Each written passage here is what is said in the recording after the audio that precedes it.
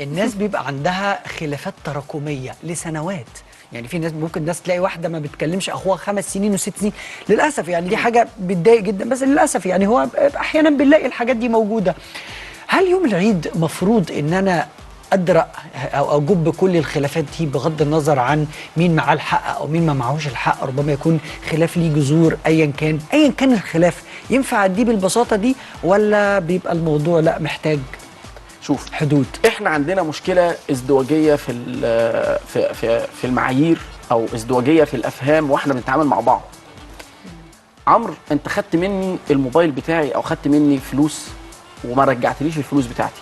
انا على المستوى الشخصي بحبك، تمام، بس انا عمرو عايز الحاجه بتاعتي. انت يا عمرو مش عايز تديني حاجتي وهي تحت ايدك. انت عندك صفه، انا اسف يعني، عندك صفه انك اناني شويه. فانا بتخانق معاك عشان اخد الحاجه بتاعتي، بس مش معناها ان انا عايزه انتقم منك انتقام شامل كامل بدمار شامل وافجر فيك قنبله نوويه. مش لازم. فاخ واخته عندهم مشكله مع الميراث. ايه علاقه ده بصله الرحم؟ ايه علاقه ده بصله الرحم؟ ما تكلم اختك هتروح ترفع عليك قضيه وتاخد حقها. ده حقها. ايوه بس هيكونوا رافعين قضيه على بعض وليه نزعل على بعض. وايه المشكله؟ ايه المشكله؟ هي ناس تاخدها بالطريقه دي، يعني انا رافعه قضيه في المحكمه وهاجي اسلم عليك ازاي؟ عندنا ازدواجيه. ما هو في الاخر برضه هو ده اللي بيبوظ. اب وام اتطلقوا، زوج وزوجه اتطلقوا وعندهم ولادهم. انتوا هتتعاملوا مع بعض غصب عنكم.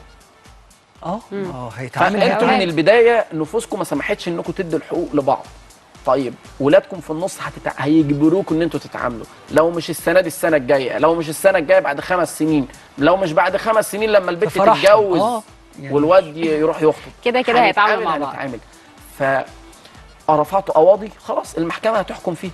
سيبوا بقى المحكمه تحكم والخلافات بينكم تتصفى، وخليكم بني ادمين مسلمين مسالمين مؤمنين متحابين في حته ثانيه. بس انت مش قادر، انت بتقول لا انا دي بتاعتي وانا بقول لك لا دي بتاعتي. طب خلاص حد يفصل بيننا. مش ببساطه شديده ممكن ده يحصل؟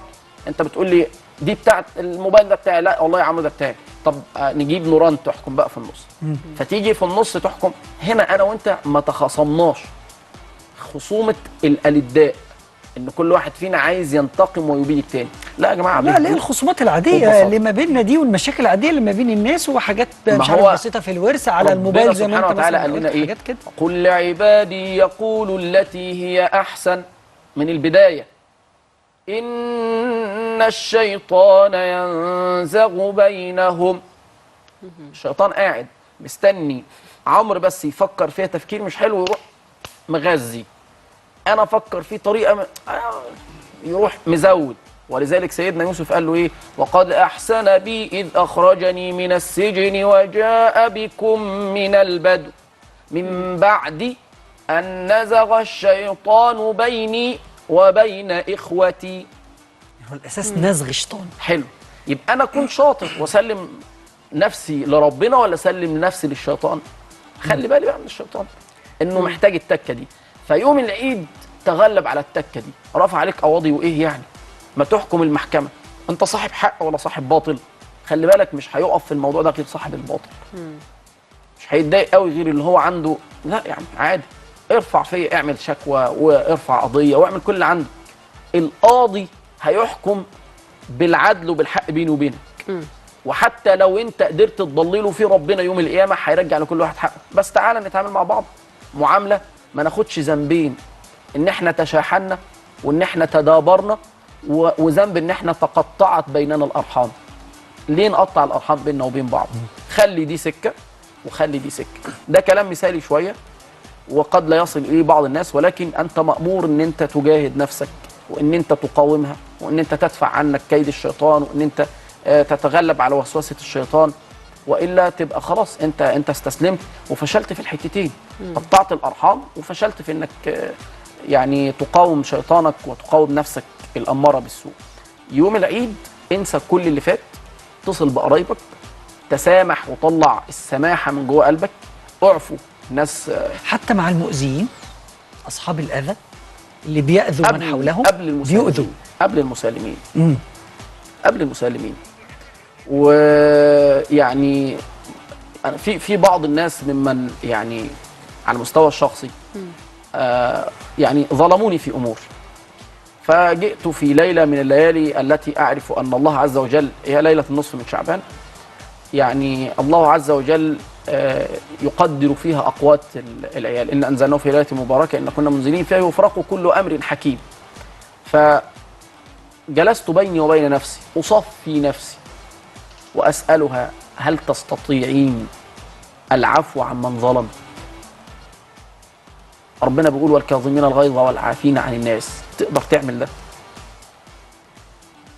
اعتقد ان الموضوع بسيط. هي اصعب حاجه فيها فكره ان الشخص مستمر الاذيه. بالمناسبه الموضوع مش سهل. الموضوع صعب جدا. وبالمناسبه لازم تبقى صادق مع نفسك من جوه.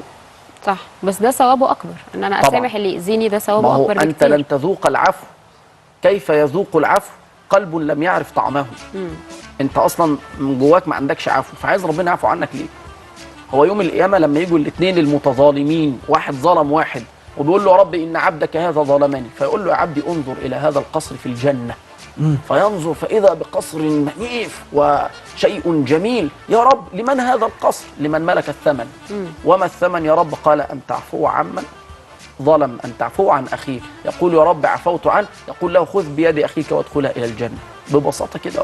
ما ربنا عايزك تعفو علشان هو يعفو، فلازم تتحقق باسم الله العفو انت من جواك. فدي حته اعملها، قاوم نفسك، ولما توصل لمرحله انك خلاص عارف ان في رب وفوضته في وافوض امري الى الله، خلاص خلي قلبك بقى بعيد عن كل هذه الامور واشغل قلبك فقط بالله سبحانه وتعالى. ما تخليش قلبك يتمكن منه سواد الظلم او سواد الحقد او سواد حب الانتقام، لان دي كلها حاجات والعياذ بالله تحول بين المرء وبين الله عز وجل.